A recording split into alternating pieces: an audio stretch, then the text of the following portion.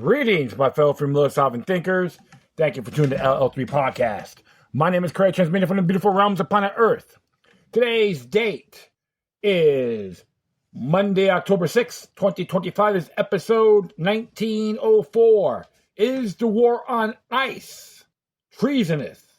Before I proceed, you can find me on multiple social media sites and podcast channels. Just type in Looking Luck number 3, Looking Luck Roman number 3 with 3 eyes, or the Looking Luck Roman number 3 podcast.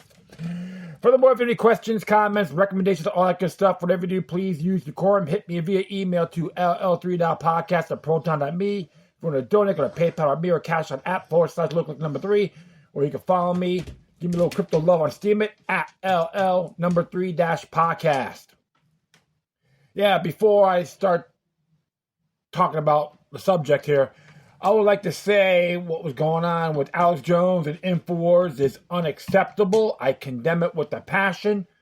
It's the war on freedom of speech and the press, whether it's federal, state, or local. Our natural rights shall never be infringed, period. We're born with them, whether you agree with them or not. And I have my differences with him on a few things, but his platform should not be censored. To all you folks out there that renounce Jimmy Kimmel being canceled, and you don't do it to Alex Jones, you're nothing more than a bunch of hypocrites, anti-freedom lovers. There's nothing more than totalitarian sympathizers. The difference between you and I'm a sentinel, you're a faction slave. I see these more thoroughly. I'm not a red guy or a blue guy. I support evergreen liberty. Plain and simple. My natural rights don't end when your feelings get hurt. Begins. Plain and simple. There's a lot of stuff out there I don't even watch. Don't need it. That's why people complain about these certain TV shows. Don't watch it. And don't worry, many of them will be canceled out due to the lack of supply and demand. It's just how things go. And what's funny, because even a person like myself who is not a Trump disciple, overall, I like what's happening with the government shutdown. Overall, especially when it comes to sending money to frivolous purposes around the world, and even your tax dollars going to certain networks. That's nothing more than a monumental deception. Let the free market flow, and we can decide for ourselves. Invest your money wisely.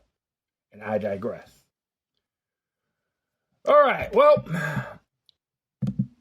this is what I see here, which came out yesterday, it came out yesterday.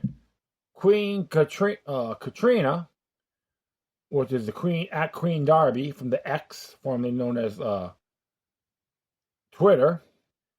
And of course, I'd like to take zero hedge for sharing this. This is what Christy Noem has to say. She made a claim that bounties have been placed on the heads of ICE agents. $2,000 to kidnap, $10,000 to kill. This is domestic terrorism, sending the military to protect our agents, ignore any judge who says otherwise. And let's just hear from her own words. Intelligence indicates that these people are organized. They're getting more and more people on their team as far as attacking officers, and they're making plans to ambush them and to kill them. We have specific officers and agents that have bounties that have been put out on their heads. It's been $2,000 to kidnap them, $10,000 to kill them. They've released their pictures.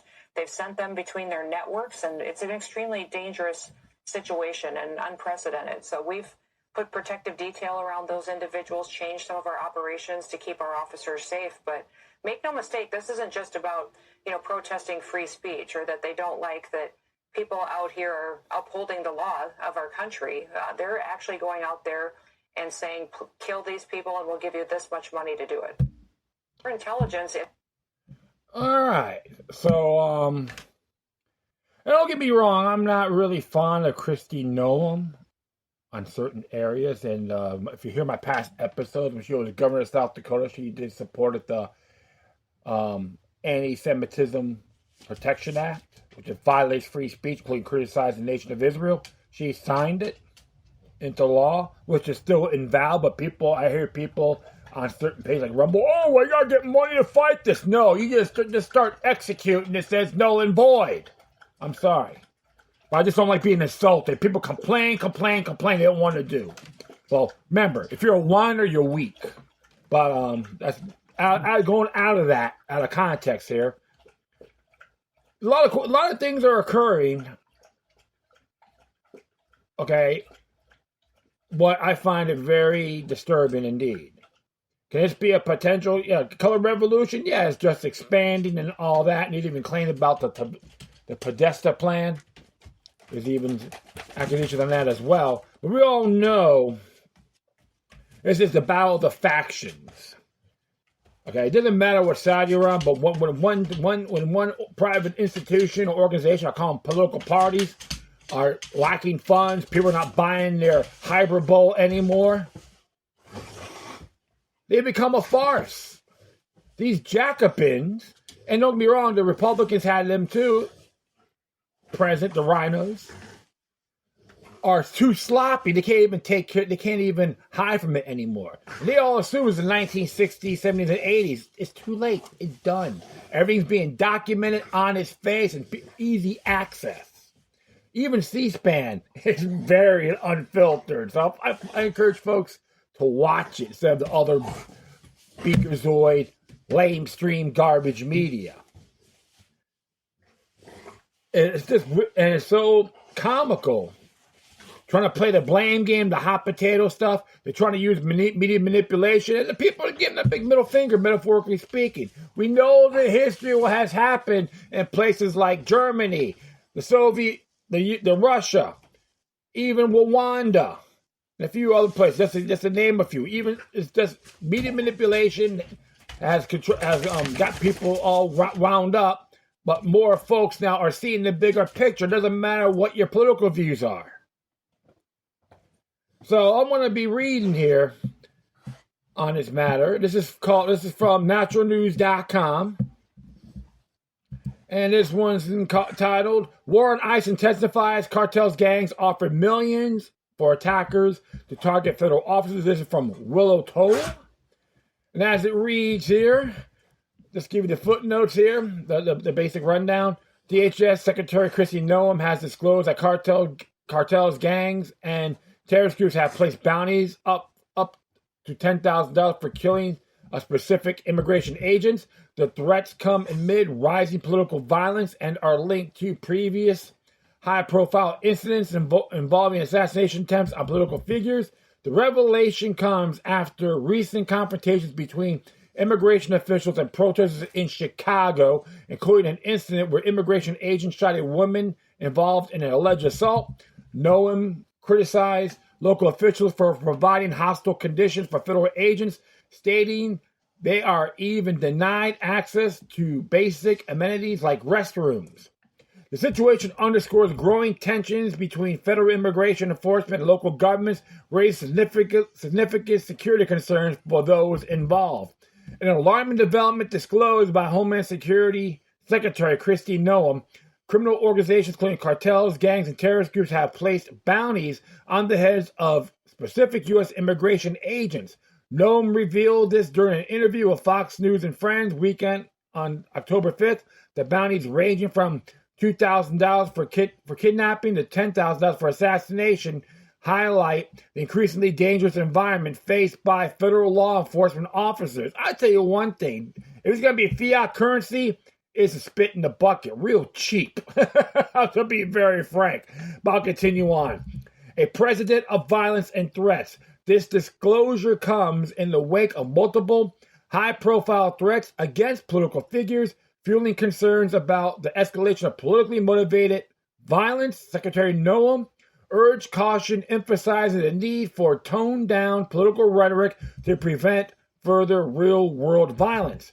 The Chicago standoff and escalating tensions. The ongoing confrontation in Chicago between immigration agents and protesters exemplifies the heightening tensions between federal enforcement and local opposition. Noem described Chicago as being the Acton to a war zone, blaming Democratic Mayor Brandon Johnson for the animosity her agents are having to contend with. She said local officials are blocking ICE agents from entering municipal buildings and won't even let them into government facilities to use the restroom. On Saturday, Border Patrol agents were rammed and boxed in by multiple cars and surrounded by a large crowd of hostile protesters, including a woman with a semi-automatic gun. Fox News' Bill Milligan, confirmed that Chicago's police officers were instructed not to help the agents despite their calls for assistance. And there's actual information on that through dispatch. That's pretty chilly, my friends. I'm gonna continue on here. Federal immigration agents reported that a woman drove her vehicle aggressively toward them, attempting to assault the officers. The agent shot the woman, who suffered non-life-threatening injuries and drove herself to the hospital. The incident underscores a dangerous situation faced by law enforcement officers who are being subjected to increasingly aggressive resistance from individuals and groups opposed to immigration operations. Noem's call for action and concerted strikes. Homeland Security Secretary Kristi Noem highlighted the organized nature of the threats against federal immigration officials, knowing that the bounties and the distribution of specific agents photographed through criminal networks represents an unprecedented level of danger for those serving on the front lines.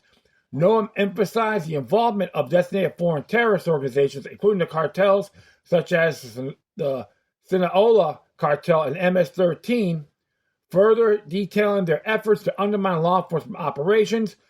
Secretary Noem also addressed concerns about the funding and coordination behind these hostile actions, stressing the need for immediate federal action to counteract these threats. A call for restraint and support the recent revelations about bounties on immigration agents with the broader context of political violence underscore the urgent need for both caution and solidarity. The Secretary Noem's comments served as a poignant reminder of the risk faced by federal officers and the critical role of law enforcement in maintaining public safety. While the federal government and local officials grapple with the challenges of immigration, it is vital for all sides to maintain restraint, support local law enforcement, and ensure public safety.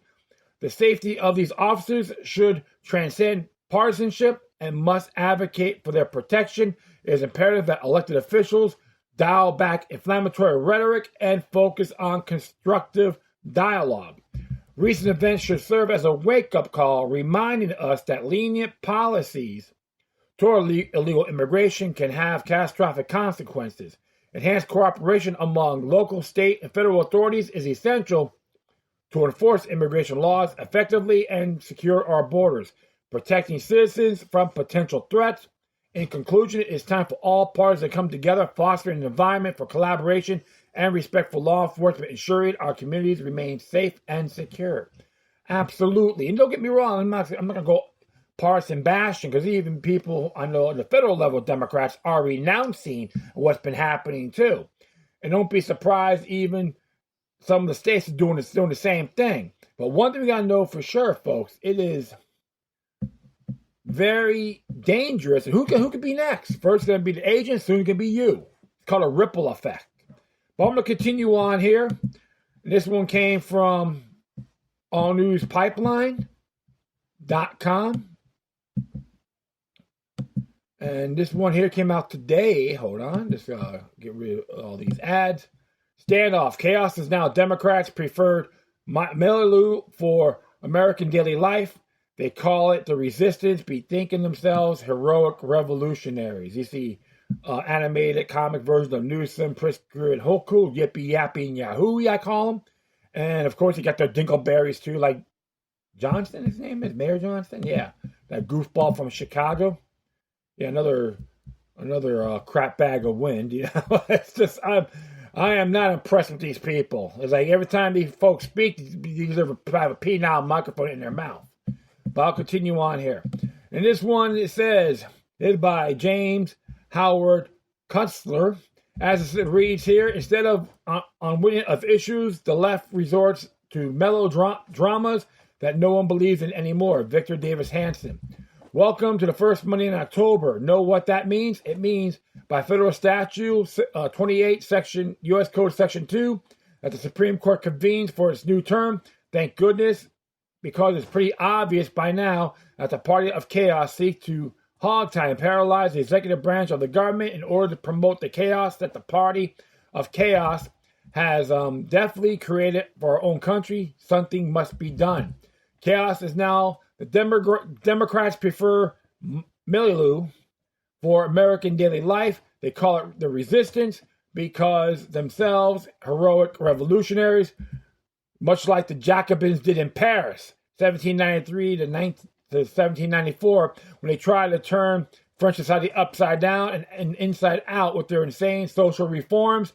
While they went about chopping the heads off of 17,000 citizens, another 10,000 died in prison awaiting for the guillotine. The Jacobins were intoxicated by bloodletting. Their antics lasted less than 1 year, at the end of which they were briskly routed from the Revolutionary Assembly Hall, escorted within hours to appointments with their own beloved head-chopping device. End the story. So yeah, when you get used, you're just expendable. The Democratic Party is likewise demonstrably insane. Look no other than the mobs calling themselves Antifa and Transifa, assaulting the federal immigration buildings around the country and promising overtly to injure and even kill their opponents.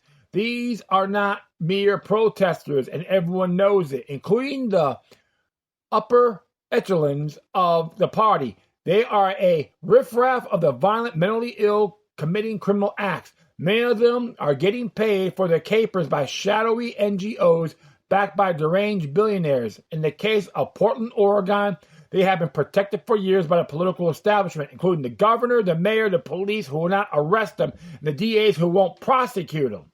They are ostensibly devoted to stopping the deportation of illegal immigrants, but this is really just the most convenient sob story to hang their real intentions on, which are to destroy the country currently configured as a republic and bring on a despotic utopia of free stuff, liquidating anyone who opposes them in the process. They are not all communists, strictly speaking, but the utopia they seek certainly smells like nightmare societies operated by Stalin, Mao, and Pol Pot. Many of us are opposed to that outcome, including the President of the U.S., Mr. Trump, who is finally sending federal troops into these places to stop all that. The Antifa street actions in Portland and Chicago give off the odor of actual insurrection. Though they have not been labeled as such yet, the police in Chicago have literally declared that they will not assist or protect federal agents going about their business. The police in Portland have been ordered by their superiors to stand down with Antifa. The president has a duty to protect federal property and the lives of federal employees. You might have noticed that federal district judges have been marshaled by occult lawfare forces to play a role in the resistance to issue stays and temporary restraining orders, TROs, on all and every federal action to put down apparent insurrection. The judges refuse to recognize the Antifa mob actions as anything but lawful assemblies, and they are plainly lying about that. This got to stop, and the SCOTUS has got to do it now. They are open for business this first Monday of October. The court has what's called an emergency docket, which allows for expedient interventions on behalf of the executive branch in events that demand it. The emergency docket bypasses the standard merit docket process, which entails oral arguments and detailed opinion. The court's decision in such emergency cases are likewise temporary stay of lower court stays and TROs, pending a case moving into their regular merit docket, where arguments are made and definite decisions are issued on what the law allows the president to do. It's kind of hard to imagine that SCOTUS would rule against the president defending federal property and lives. The party of chaos is pretty obvious trying to gin up a constitutional crisis at the same time that Chuck Schumer's Senate Democrats have shut down regular operations of the government in a foolish game of chicken. Before long, Americans will suffer from the shutdown, especially middle-class government employees, largely Democrats, who have bills to pay like everybody else. Tomorrow, to aggravate matters, Tuesday, a massive Antifa mob action is planned for New York City. The play here for the party of chaos is the same old routine straight out of Saul Alinsky's Rules for Radicals: instigate action on the enemy in order to provoke a reaction by them that will allow the radicals to yell tyrant and fascist. The party of chaos is against all order and authority that is not their own order and authority, which is the kind you get with Stalin, Mao, and Pol Pot. Rank despotism, mass murder, lockdown, prison, censorship, poverty, and lawless law. The objective is to maneuver President Trump into declaring a national emergency so they can call him his names. The SCOTUS needs to all this out without delay. And it is absolutely true. So it's a game of projection. The aggressors are the fascists, the tyrants, the commies, the treasonous whorebags. They're the ones that are trying to put a war on the American people, on our republic. This is why I'll tell people for a long time, friends don't let friends be faction slaves. And I love the whole beakerzoids out there. When you have these discussions, they're going to call you fascists, racists, or Nazis because they have nothing to say. They're just shooting blanks. You got to treat them like they are pieces of garbage. And I'm no friends of government in general. Even I'm not lovey-dovey with Donald Trump. However, I do see things as a constitutional issue. And I'll be right back on this, and I'll explain it to you. So stay tuned.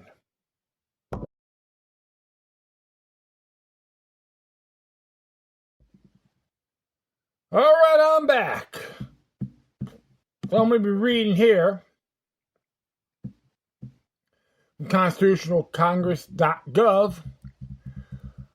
Article 4, Section 4, Clause 1. Historical background on guaranteed Republican form of government. I'm not saying the Republican Party now. As it reads here, the United States shall guarantee to every state in this union a Republican form of government and shall protect each of them against invasion and on application of the legislature or of the executive when the legislature cannot be convened against domestic violence. Article 4, Section 4 is generally known as the Guarantee Clause. Though it's the term, the United States make three related assurances to the states. 1, a guarantee of a Republican form of government. 2, protection against foreign invasion. And 3, upon request by the state, protection against internal insurrection or rebellion. Interesting there. So, about rebellion. So, I'll just continue on here. An earlier version of the Guarantee Clause was among the resolutions of the Virginia Plan introduced to the Continental Convention by Edmund Randolph in a tribute to James Madison. The resolution went through several formulations during the debates at the convention. During the key debate, Governor Morris objected to the resolution because he should be very unwilling that such laws as exist in Rhode Island ought to be guaranteed. Randolph explained that rather than the cementing of the existing laws of the state, the resolution has two objects: to secure Republican government, 2, to suppress domestic commotions, along with concerns about rebellions. Delegates expressed fear that a monarchy may arise in a particular state and establish a tyranny over the whole United States. Answering Morris's objection, Madison moved to substitute language that the constitutional authority of the states shall be guaranteed to them respectively against domestic as well as foreign violence, with Randolph then moving to add language that no state shall be at liberty to form any other than a Republican government. James Wilson then introduced, as a better expression of the idea, language substantially similar to the final form of the Guarantee Clause, which is a convention approved unanimously. In its light of its text, the framing, the guarantee clause was intended to be more than an authorization for the federal government to protect states against foreign invasion or internal insurrection, a power already conferred elsewhere in the Constitution, while the precise contours of what constitutes a Republican form of government are debatable. An objectionable object of the guarantee clause was to prevent states from establishing a monarchical or despotic governments. Interesting. Interesting there, too. Except for a brief period during Reconstruction, the authority granted the guarantee clause has been largely unexplored. The Supreme Court and other federal courts have largely declined to hear legal challenges based on the guarantee clause because they present unjustifiable political questions. Well, I had to read this whole thing for you folks so you can understand what's going on. And what actually was the synonym for invasion? Trespass, transgress, all that good stuff. So I will put a thesaurus in there for invasion so you can actually read it for yourselves. And what was happening here when you come in here illegally is considered trespassing. All right, and it doesn't matter what you look like, what your skin color is. If you come in here unauthorized, it's considered a no-no. Okay, so and even it's like when people, oh yeah, let these people in, and you got folks coming, hey, can we have them at your house? Oh no, you can't do that. But they love to lay it out there, but they don't want to get too deep involved, right? It just really gets me the most. And of course, when you look what happened with the open borders policy, okay, you have sex traffickers. You can have folks from able-bodied men that could be military trained for all we know. And now look what's been going on.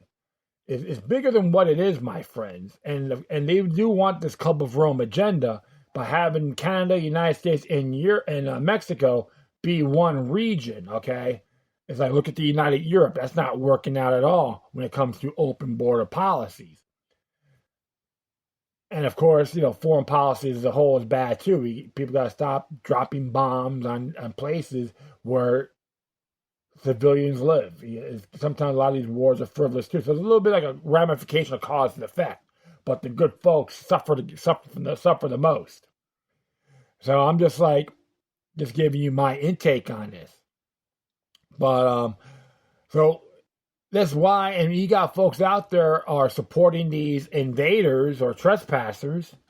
And this is what Treason has to say about it, okay?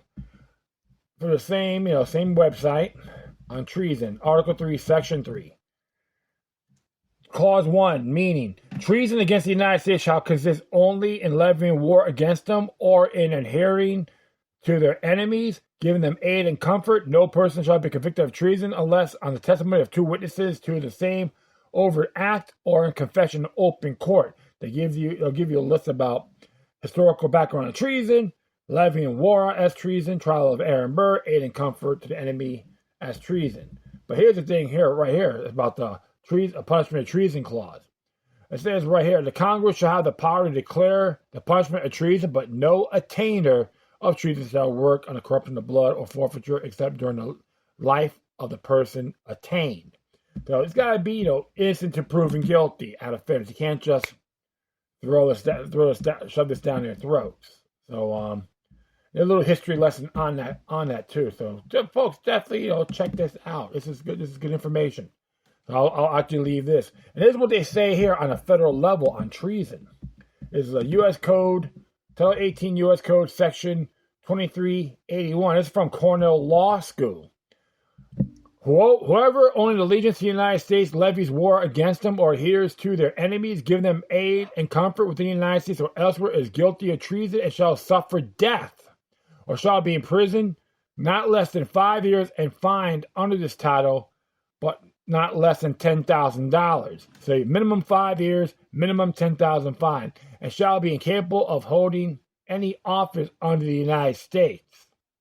So on a federal level, maximum penalty is death. And certain states, if I'm correct, Illinois does have the death penalty. They can be charged for treason too on a state level. And so I recommend, what I'm going to be doing, I recommend folks to look up treason under your particular state and look it up for yourselves, because I know I've done this multiple times. But some states do have the death penalty for treason, and others have life in prison. It's always good to know these things. Well, what I could tell you this, what's happening right now to ICE, I do call it treason. Based on the information and the merits of what they're doing, these folks could be considered paid activists, okay? It has happened. If you study the history of George Floyd, I can tell you this for a fact. In Fort Lauderdale, Florida, I've seen buses waiting right across the river, 4 or 5 silver buses, picking them up. And I told people this after night. Some of the business owners say, "Hey, if all you had firearms and Dobermans or pit bulls, vicious dogs ready to go, they'll keep walking. They'll think twice." That's how you stop them. Technically, the police aren't obligated to protect you. I know they've done their best in Fort Lauderdale. I'm not going to go after them. But you have to look at things as a bigger picture. And here's another thing, too. All those police officers in these local levels could be charged for treason, too. The Mayor Johnson, Governor Hochul, Pritzker, and Newsom, even Bass, ass-kissing Bass, I call her, another communist hack. They all be charged for, they are treasonous individuals. They make Benedict Arnold a profound patriot. So those are the things I have to say on this episode. These folks need to be charged for treason without any remorse. All the information's coming out. They are incriminating themselves as a whole. And you know what? Let the chips fall. Their times are coming. It's going to blow back in their faces when we least expect it, my friends. And you're talking to a person who's not a Trump disciple. But I'm going on constitutional principle. If I'm critical on him, I make sure I have merit instead of being a parrot. There's a difference between myself and all those other cult members out there. And that will be it. I thank everyone for listening, but feel free to download and share us throughout your social media networks. If you have any questions, comments, recommendations, all that good stuff, whatever you do, please use decorum. Hit me via email to ll3-podcast or proton.me. I will leave the footnotes on this episode so you can check it out for yourselves. And if you want to donate, go to paypal.me or cash out @/look3. If you want to follow me on Steemit, give me a little crypto love there @LL3-Podcast. If you want to support Natural News, All News Pipeline is very good stuff. Plus, please observe responsibly. Once again, thank you for your time. Plus, always remember that the demoniac resistance is healthy for the soul and can liberate humanity. Until next time, take care of yourselves, keep on spreading the love, and may your guardian spirits be with you.